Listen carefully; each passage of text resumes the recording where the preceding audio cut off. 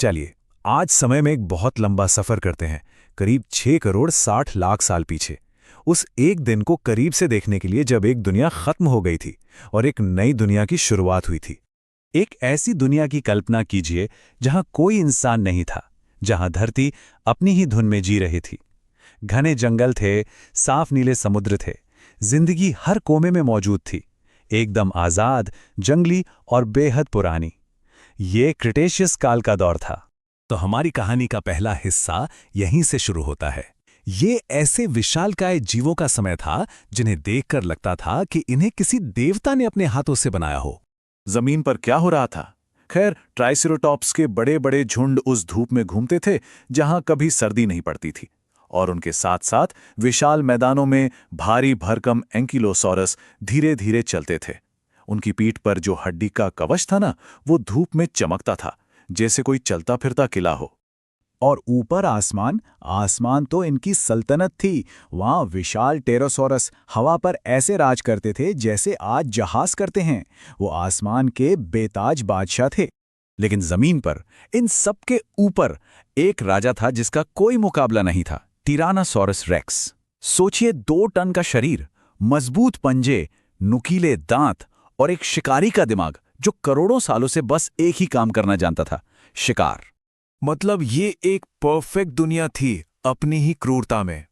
हर जीव का एक रोल था, हर धड़कन का एक मकसद। शाकाहारी जीव विशाल पेड़ पौधे खाते थे और मांसाहारी सुबह शाम शिकार करते थे। सब कुछ संतुलन में था, सब कुछ जीवन से भरपूर था। और ये दुनिया कभी शांत नहीं रहती थी। एक तरफ ज्वालामुखी फट रहे थे जिससे नए नए महाद्वीप बन रहे थे, दूसरी तरफ हेड्रोसॉरस के झुंड विशाल नदियों को पार कर रहे थे जिनकी आवाजें पूरी घाटी में गूंजती थीं। और हां, इन्हीं सब के बीच जमीन के नीचे छोटे छोटे स्तनपाई जीव छिप कर रहते थे। उन्हें अंदाजा भी नहीं था कि भविष्य में उनके लिए क्या रखा है।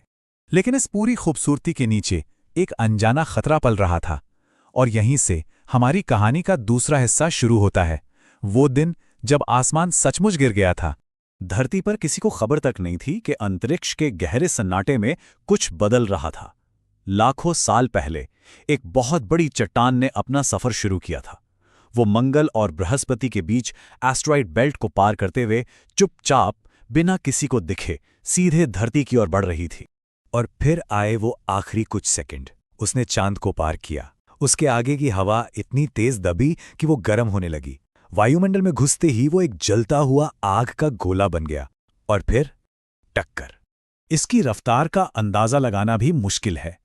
10 किलोमीटर चौड़ा वो पत्थर 70,000 किलोमीटर प्रति घंटे से भी ज्यादा की रफ्तार से धरती की तरफ आ रहा था, ठीक उस जगह जहां आज मेक्सिको का युकटन प्रायद्वीप है। उस वक्त धरती पर किसी ने भी ऊपर आसमान की तरफ नहीं देखा होगा। किसी को समझ ही नहीं आया कि क्या हो रहा है। बस एक तेज रोशनी हुई, इतनी तेज कि सूरज भी उसके सामने फीका पड़ गया। और फिर एक धमाका हुआ जिसकी कोई आवाज नहीं थी, क्योंकि वो आवाज की रफ्तार से भी तेज था। इस टक्कर से जो ऊर्जा निकली वो थी 10 करोड़ मेगाटन से भी ज्यादा। ये इतनी ज्यादा थी कि इंसान ने आज तक जितने भी हथियार बनाए हैं वो सब मिलकर भी इसका मुकाबला नहीं कर सकते। और इस जबरदस्त टक्कर का पहला नतीजा, समुद्र में 1 किलोमीटर से भी ऊंची लहर उठी। एक ऐसी सुनामी जिसने हजारों किलोमीटर दूर तक के किनारों को एक झटके में निगल लिया। लेकिन वो धमाका, वो सुनामी, वो तो बस शुरुआत थी। इसके बाद जो हुआ वो है हमारी कहानी का तीसरा और आखिरी हिस्सा। एक ऐसी धरती जो आग और बर्फ में बदल गई थी। तबाही 2 लहरों में आई। पहली तो तुरंत आई, आसमान से जलते हुए पत्थरों की बारिश, हवा इतनी गर्म हो गई कि सांस लेना नामुमकिन था, और वो विशाल सुनामी। लेकिन इसके बाद जो आया वो ज्यादा खतरनाक था। पूरी दुनिया में अंधेरा छा गया, तापमान अचानक गिरने लगा और खाने पीने का पूरा सिस्टम ही ढह गया। तापमान का तो क्या हाल हुआ होगा सोचिए। टक्कर के तुरंत बाद जमीन का तापमान 1000 डिग्री सेल्सियस से भी ज्यादा हो गया। मतलब पूरी धरती एक भट्टी बन गई। लेकिन फिर जैसे ही धूल ने सूरज को ढक लिया, इंपैक्ट विंटर शुरू हो गया और तापमान गिरकर 0 से भी नीचे चला गया। बिना सूरज की रोशनी के सब कुछ थम गया। सारे पेड़ पौधे एक एक करके मरने लगे। जब पेड़ पौधे ही नहीं रहे तो शाकाहारी जीव भूखे मरने लगे, और जब वो भी नहीं रहे तो शिकारियों का भी वही हश्र हुआ। भूख और ठंड ने सबको खत्म कर दिया। धरती एक बर्फीली कब्रगाह बन चुकी थी। सुनने में ये कहानी का अंत लगता है ना? लेकिन ये एक नई शुरुआत भी थी, और यहीं से शुरू होता है कहानी का आखिरी हिस्सा, राख से हमारी शुरुआत। तो सवाल ये है, क्या वो एक टक्कर जिंदगी का अंत थी? क्या उस एक पल ने धरती पर जीवन की कहानी को हमेशा के लिए मिटा दिया? नहीं, बल्कि ये हम सबकी शुरुआत थी। जब दुनिया राख बन रही थी, तब भी कुछ जिंदगियां थीं जो बच निकलीं। कीड़े, मेंढक जैसे जीव, छोटे सरीसृप और कुछ पक्षी, और सबसे जरूरी स्तनपायी, वो जीव जो जमीन के नीचे, बिलों में या पानी में छिपकर बच गए थे। उन्हें विरासत में एक नई खाली दुनिया मिली।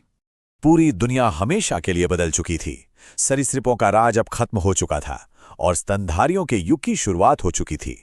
तो असल में चिकसुलभ टक्कर ने जिंदगी को खत्म नहीं किया, उसने इसे एक नया रूप दे दिया। डायनासोर का अंत सिर्फ एक युग का अंत नहीं था, बल्कि वो एक चिंगारी थी जिसने अगले युग को जन्म दिया। उसी तबाही से हमारे इतिहास की शुरुआत हुई। वो जिंदगी का अंत नहीं था, वो हमारी शुरुआत थी। ऐसे ही मजेदार वीडियोस देखने के लिए हमारे चैनल डूडल डॉग्स को लाइक, सब्सक्राइब करें। Thank you.